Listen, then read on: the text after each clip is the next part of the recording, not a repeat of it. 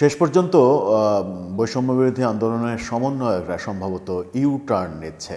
তারা তাদের কথাই ঠিক থাকতে পারছে না এবং ঠিক থাকতে না পারার কারণে বিভিন্ন স্টেক হোল্ডাররা তাদের বিপক্ষে শক্তভাবে অবস্থান নেওয়ার জন্য এবং আন্তর্জাতিক চাপের কারণে তারা ইউ-টার্ন নিয়েছে এবং এই ইউ-টার্নকে অনেকে শুভ বুদ্ধির উদয় বলছেন।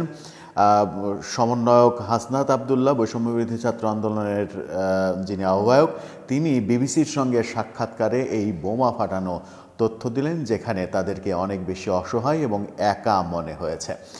যখন তাদেরকে অসহায় এবং একা মনে হচ্ছে, তখন তাদের পরবর্তী করণীয় সম্পর্কেও যথেষ্ট সন্দেহ রয়েছে।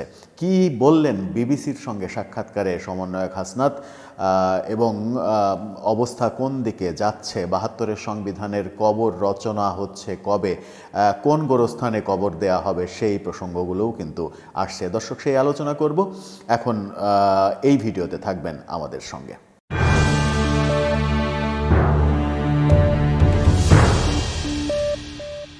৭২-এর সংবিধানের কবর রচনা করার কথা বলেই বিপাকে পড়েছেন বৈষম্যবিরোধী আন্দোলনের সমন্বয়করা।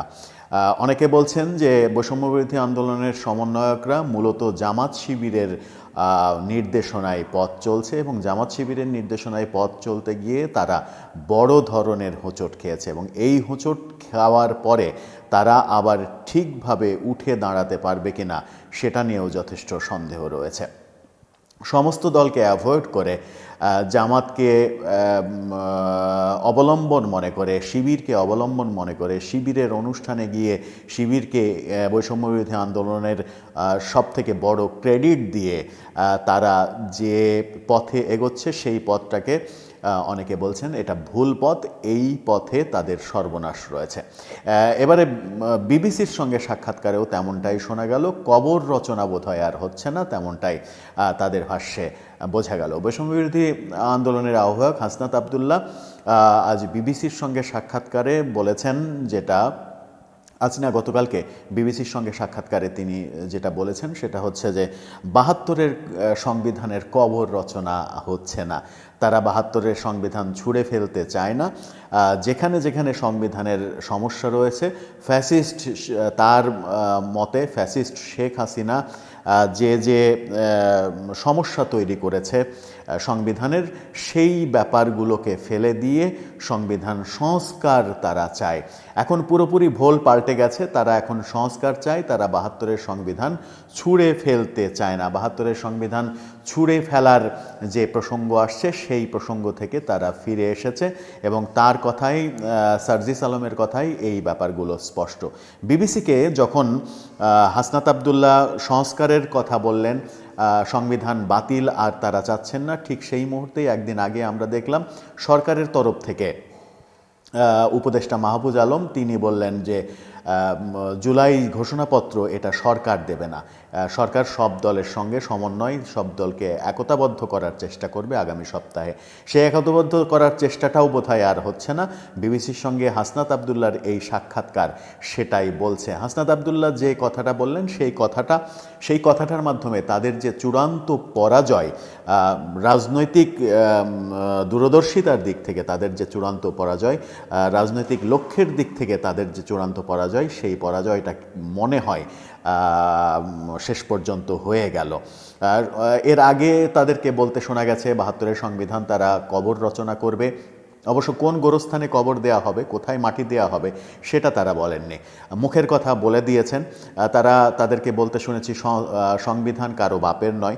অবশ্যই সংবিধান কারো বাপের নয়, সংবিধান শেখ হাসিনার বাপেরও নয়, সংবিধান তারেক জিয়ার বাপেরও নয়, সংবিধান হাসনাত আবদুল্লাহ কিংবা সার্জিস আলমের বাপেরও নয়, কারো বাপেরই সংবিধান নয়। সংবিধান আমার আপনার কারো বাপের নয়, সংবিধান দেশের সংবিধান।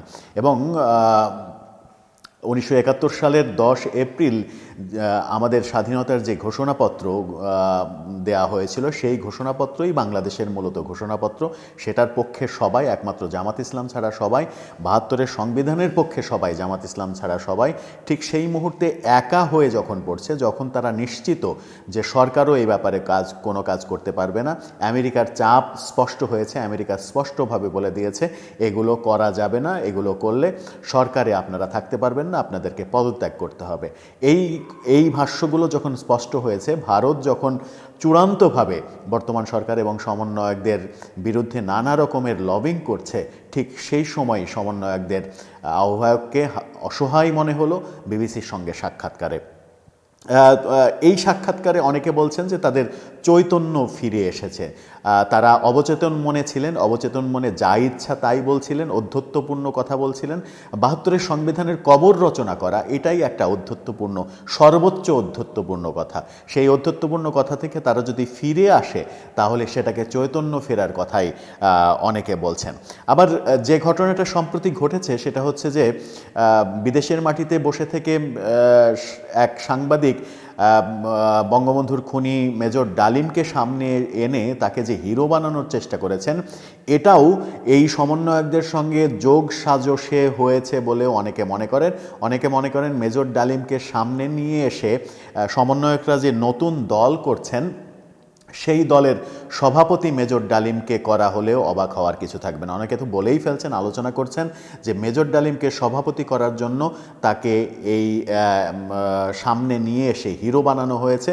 তাকে হিরো বানিয়ে, সভাপতি বানিয়ে ৭২-এর সংবিধানের কবর রচনা করে, মুজিববাদের কবর রচনা করে বাংলাদেশে মূলত পাকিস্তানপন্থী একটা এজেন্ডা কায়েম করা হবে। কোনো একটা উপদেষ্টাকে, সত্য মিথ্যা জানি না, একটা কার্ড সামাজিক যোগাযোগ মাধ্যমে খুব ঘুরে যে কোনো একজন উপদেষ্টা বলেছেন যে ভারতের চাইতে পাকিস্তান আমাদের ভালো বন্ধু। ভারত আপনার বন্ধু না হতে পারে। যখন আপনি বলেন যে পাকিস্তান আমাদের ভালো বন্ধু, তখন বুঝতে হবে ডাল মে কুচ কালা হ্যায়, এবং এরা যে একটা সংঘবদ্ধ ভাবেই আলাপ আলোচনা করেই এই কাজগুলো করছে সেটা স্পষ্ট হয়েছে। কিন্তু সেই কাজগুলো থেকে তাদেরকে আবার টার্ন ব্যাক করতে হচ্ছে। ওই সমন্বয়কদের যে নতুন দল, সেই নতুন দলের সভাপতিও ডালিমকে করার যদি পরিকল্পনা করা হয়ে থাকে, সেই পরিকল্পনাও আর বাস্তবায়ন হবে না। সব কিছুই তাদের বিপক্ষে অবস্থান করছে। বিশেষ করে বিবিসির সঙ্গে সাক্ষাৎকারে হাসনাত আবদুল্লাহ যে কথা বললেন, সেই কথা অনেক দিক থেকে অনেক কিছু প্রমাণ দেয়। শেখ হাসিনা দেশে ফিরে আসবেন এই কথা যখন চলছে, 19 জানুয়ারি শেখ হাসিনা ঢাকায় নেতাকর্মীদের সঙ্গে জুম মিটিং করবেন, এই কথা যখন চলছে, যখন আমেরিকা উঠে পড়ে লেগেছে, আমেরিকা বাংলাদেশে নতুন ভারপ্রাপ্ত রাষ্ট্রদূত দিয়েছে বাংলাদেশের বর্তমান রাজনৈতিক পরিস্থিতিকে সামলে নেয়ার জন্য, এবং সেই সমস্ত কিছু যখন আলোচনা চলছে, তখন হাসনাত আবদুল্লাহর এই ইউটার্ন একটা সিগন্যাল স্পষ্ট করে দেয় যে আন্তর্জাতিক এবং দেশীয় কোনো দিক থেকে কোনো খবরই বর্তমান সরকার কিংবা বৈষম্যবিরোধী আন্দোলনের সমন্বয়করা যারা নতুন দল গড়ার স্বপ্ন দেখছেন, কিংস পার্টি অনেকে বলছেন যাদেরকে, এই কিংস পার্টির সামনে ভবিষ্যৎটা খুব একটা সুখকর আমার মনে হচ্ছে না। যদি তাই হয় তাহলে শেষ পর্যন্ত এদের অবস্থা কি হবে সেটাও একটা বড় প্রশ্ন। দর্শক, আপনার কি মনে হয় হাসনাত আবদুল্লাহ বিবিসির সঙ্গে সাক্ষাৎকারে যে ইউটার্ন দিলেন, সংবিধানের কবর আর রচনা করবেন না, এখন তারা সংস্কার চান, সংবিধানের সংস্কার চান, যেটা সরকার অনেক আগেই ঘোষণা করে দিয়েছে। সরকারের এই সংবিধান সংস্কার কমিটির যিনি প্রধান, তিনিও একসময় খুব বাহাদুরি করে বলেছিলেন যে এই সংবিধান ফেলে দেওয়া হবে, সংবিধান আবার পুনর্লেখন করা হবে। সেখান থেকে কিন্তু সরকার অনেক আগেই ফিরে এসেছে। সরকার ঘোষণা দিয়েছে না, সংবিধান পুনর্লেখন করা হবে না, সংবিধানের সংস্কার করা হবে, যে যে জায়গায় সংস্কার করা হবে। সমন্বয়করাও এবার বুঝলেন, বিবিসির সঙ্গে সাক্ষাৎকারে সেটা স্পষ্ট করলেন যে তারা সংবিধান বাতিল চায় না, এখন তারা সংবিধানের সংস্কার চায়। তারা আসলে কি চায় তারা নিজেরা জানেন কিনা সেটাও একটা বড় প্রশ্ন। দর্শক, আপনার কি মনে হয়? আপনার মতামত জানিয়ে লিখতে পারেন আমাদের কমেন্ট বক্সে।